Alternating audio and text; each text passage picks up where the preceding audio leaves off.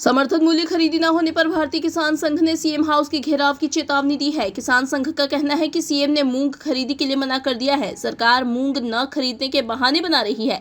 सरकार और व्यापारी किसानों को ठग रहे, सही नहीं कर रहे। भारतीय किसान संघ सभी तहसील स्तर पर जा रही है। सरकार किसानों की मूंग समर्थन मूल्य पर खरीदे। सरकार अति शीघ्र मूंग की खरीदी करे। अगर राज्य सरकार समर्थन मूल्य खरीदी नहीं कर रही तो केंद्र को प्रस्ताव दे कि मूंग खरीदी हो।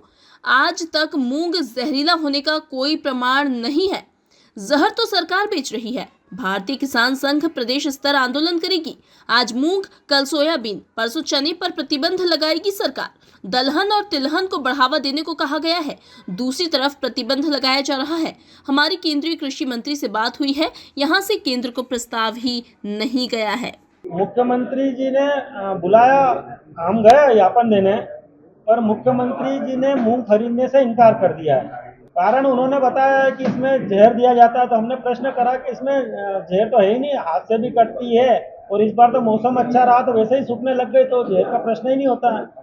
और आप कैसे सिद्ध करेंगे कि ये जहर है? मध्य प्रदेश के किसानों को तो अरबों रुपए का घाटा होगा इससे, क्योंकि मंडी रेट और एमएसपी में 2-2.5 हजार रुपये प्रति क्विंटल का अंतर है। हम चाहते थे समर्थन मूल्य पे।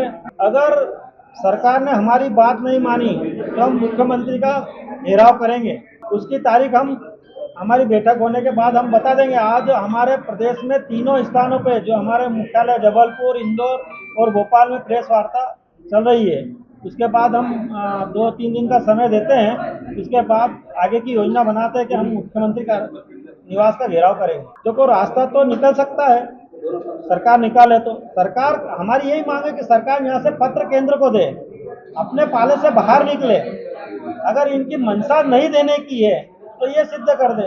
मध्य प्रदेश के कृषि मंत्री, जब मुखिया से ही बात हो गई तो कृषि मंत्री का तो प्रश्न ही नहीं है। केंद्रीय कृषि मंत्री से हमारे केंद्र ने बात की है, केंद्रीय शीर्ष ने, और उन्होंने बोला कि यहाँ से अगर प्रस्ताव चले जाएगा तो हम खरीदने के लिए तैयार हैं।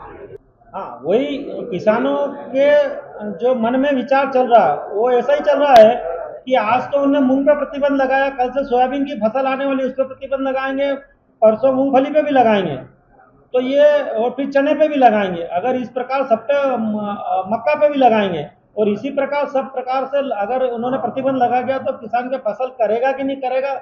और आज देश की आबादी कहाँ जा रही है, उसको खाने के लिए तो चाहिए। सरकार 2 गुना करेंगे, सरकार से पूछना पड़ेगा।